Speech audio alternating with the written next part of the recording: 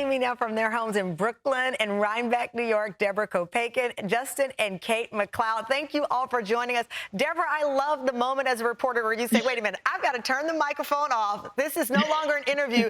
This is a master class. Let me tell you what I've been through. How did it feel to share that personal part of your story with Justin? Every once in a while when you're talking to one of your subjects, you realize I have something to share here as a human being. And so there are a lot of moments, before you start the interview, after you do the interview, when you just decide, I'm going to let it all hang out and I'm going to tell you a story that may help you in some way. Absolutely. So, Justin, she tells you the story. You start thinking about, okay, the one that got away. But when you find out that Kate's about to get married to someone else, you'd already told Deborah that this is not a rom-com. Now the rom-com is complicated because you've found her based on this advice, but she's got someone. Did you think, game over, I missed out? Yeah, I mean, I had, what had happened was I was going over to London for a launch party for Hinge because we were launching over in the UK. And I really just thought, I just hadn't seen Kate. It's been so long. I really just want to reach out and say, I just wrote her and I said, it's so weird to think I'm never going to see you again. I'm going to be in London. Would love 15 minutes to say, hi and goodbye, just a coffee. And Kate, she what did you think? What did you think when he reached out? I mean, it's a longer story. I hadn't actually I bet. in quite a while. But to be really frank, when we broke up in 2007, I thought to myself, okay, a love that's passionate, that is that passionate, that's just not what you should be looking for in life. And you should find something that's really stable and a really good friendship. And I kind of closed, I told myself I was done with that, but I thought of him throughout all those 8 years. And when I got that email, I was 2 months away from my wedding to someone that I'd known for 7 years. And I remember calling my best friend and I knew I have to respond to this.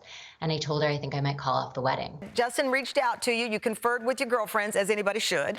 What was it like when you first saw him after all those years?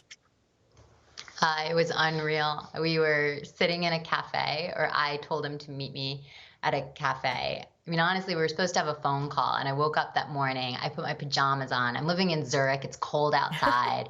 My ex was traveling, and I downloaded the notebook, and I texted him, I'm ready to talk when you are. Oh my and gosh. His response was, I'm here. And I was like, what do you mean you're here? You're ready to speak? Or he's like, no, I just landed. I got on a flight last night.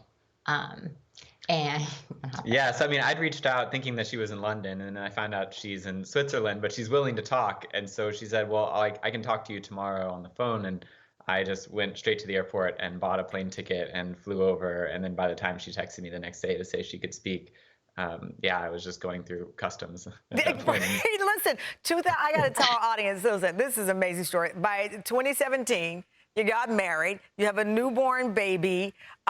It is incredible. I'm going to imagine now, Justin, you believe in rom-coms. If not, you better. Deborah, you have fallen in love recently yourself through this story. Looking back at it all, what is the takeaway? Oh, my goodness. Well, love matters, especially right now. Love wins. And if you can't believe in love, what can you believe in?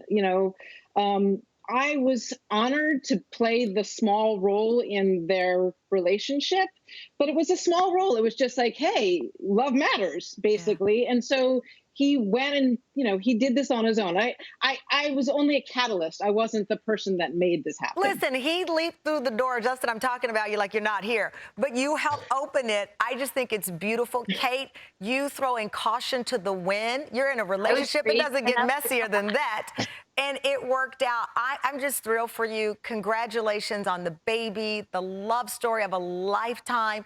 Deborah, before I let you go, I know you're a writer with Emily in Paris, one of my favorite shows. Yesterday, Netflix tweeted out that we're all pronouncing it wrong. They say it's Emily in Paris. Is it Emily in Paris or Emily in Paris?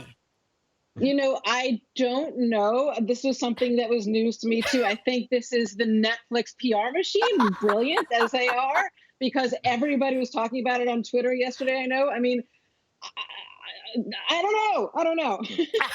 Well, you know, I don't know if it's Patty or Paris, but I know I love this entire hour. And let me tell you, Justin and Kate, they need Julia Roberts and Hugh to come back and star as the two of you in the next movie. This is one of the best love stories I've ever heard in my life. Congratulations, Deborah, on opening up and getting that report. Thank you so much for joining us today.